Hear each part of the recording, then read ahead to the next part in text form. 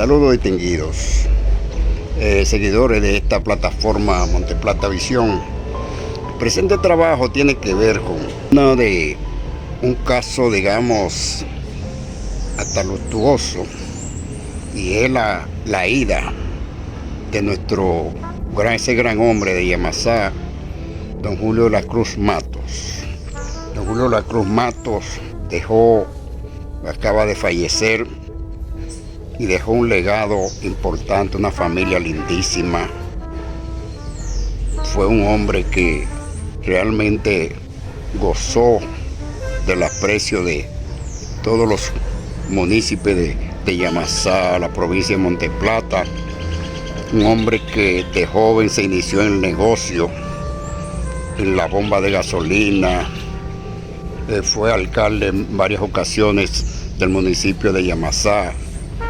Dejó, reitero, una familia muy bella, unas hijas todas educadas, y la verdad es que Yamasá ha sufrido una gran pérdida con la muerte de nuestro amigo, nuestro gran amigo don Julio de la Cruz Matos, de manera que hay muchos testigos, incluyendo su propio hermanito, don Celestino de la Cruz, mejor conocido como don Biembo, quien a continuación hace una radiografía de lo que fue la génesis, la vida de ese gran hombre como lo fue don Julio de la Cruz.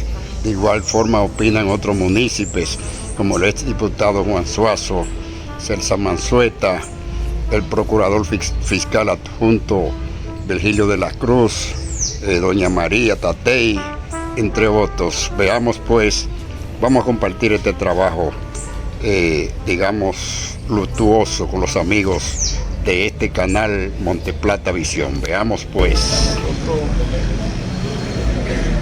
Hemos dicho, y la historia se escribe porque realmente el pueblo que no sabe su historia está condenado a repetirla, pero la historia personal del hermano mío, Sí. Julio de la Cruz Matos, fue un hombre trabajador. Se casó a temprana edad, precisamente cuando los hombres no tenían zapatos todavía, los tenían pantalón corto. Se trasladó en ese tiempo a Peralvillo a un formado. Pero quiero decirles que antes de eso, la dificultad de ir a la década de los 40, a los 50, a los 50, y a Santo Domingo era precisamente a lomo de caballo, donde transcurrían en el caminar, ir y venir 3 días, bailando Río Hondo, caminando, donde llevaban los productos como cacao y arroz y todo. Luego a Santo Domingo, donde él se formó trabajando junto a mi papá, y luego cuando se casó, como digo, mi papá lo ayudó y puso un formado allá en Peralvillo. Y trabajó, después luego volvió para acá a Yamasá, un formado también que va ahí, pero después le puso una estación de gasolina, ahí que le llaman para ese tiempo Texal, al otro lado de la Petronal. Ahí estuvo, volvió.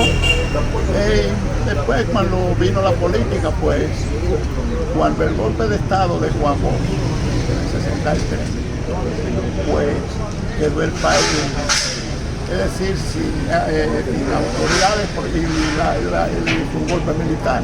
Pero en ese tiempo, viendo él la actividad que tenía de la Cruz, lo nombraron como síndico, donde estuvo en ese tiempo, que fue precisamente un gobierno de Social cristiano, sí. Sí, pero todavía no estaba en el social cristiano. Luego... Se fue cuando Bonelli, ¿verdad? 62. No, pues ya estábamos en el tiempo del triunvirato. Usted sabe que nombró un triunvirato y entonces nombraron a autoridades, lo nombraron como alcalde. Luego, precisamente cuando vino la revolución también, eso fue a César, donde tuvo precisamente un altercado porque querían nombrar un alcalde, y él decía que había que pasar una auditoría para entregar. Incluso en ese tiempo le dieron un balazo, que pretendía que era el alcalde de aquí. Después, para cuando en el 66 hubieron elecciones, ya nosotros estábamos en el social cristiano. Pero como los gobiernos municipales, los gobiernos municipales Eran por dos años. Eran por 2 años. Y aquí eligieron una persona que se llama Miguel Amadeo por 2 años, 66. Papá de Purita. 66, 68. Pero luego, con la ayuda precisamente de los reformistas y el social cristiano, hicimos una fusión y fue electo por 2 años, la alcaldía, 68 la alcaldía. Este pueblo era precisamente un puñito, decíamos, por las personas que habían aquí. Él comenzó a decollar y esta parte de aquí para abajo, toda esta parte que tiene ya Macao, que son las calles más amplias, fueron idea de él. Fue un hombre honesto hasta acabar.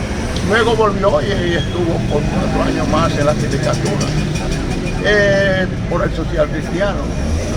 Pero nosotros este vínculo de la política precisamente por los negocios que había ya en la política, donde se no entendía. Porque un alcalde, un síndico es un servidor del pueblo. Y fue un hombre en ese caso, en esa administración honesta, donde él, su esposa, hasta una funda de cemento que mandaba a la comisión.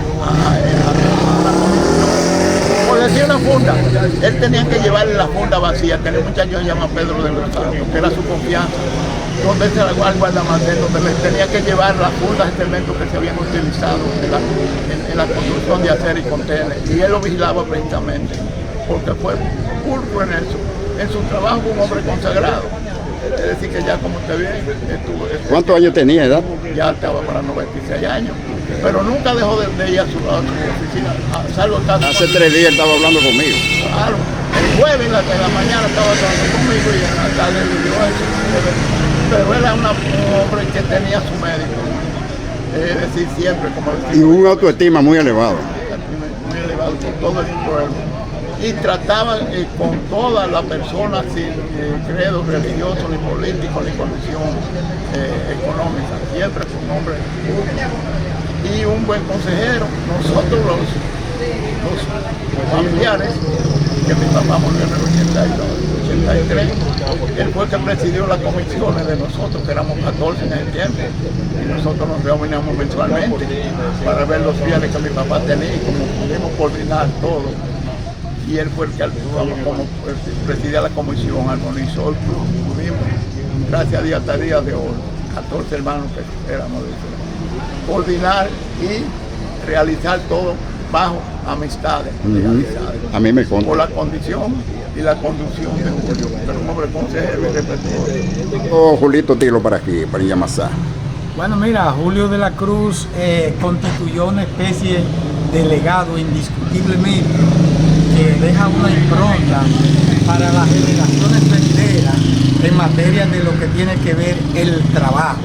Él construyó una gran fortuna y desde ese punto de vista es admirable porque lo hizo trabajando, a diferencia de cómo construyen otros grandes amasivos. En la sociedad de hoy, algunos. Pero a través de cuestiones ilícitas, de cuestiones delenables. Entonces, además, él era un hombre que a quien no le daba, no le quitaba. Eso es verdad.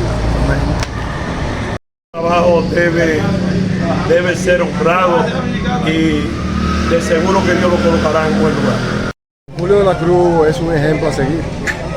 Don Julio de la Cruz es un referente de este pueblo de Yamasá, un gran ser humano, revolucionó la actividad comercial de este pueblo, fue servidor público como alcalde en varias ocasiones, sin ningún tipo de cuestionamiento, un gran amigo, una persona servicial.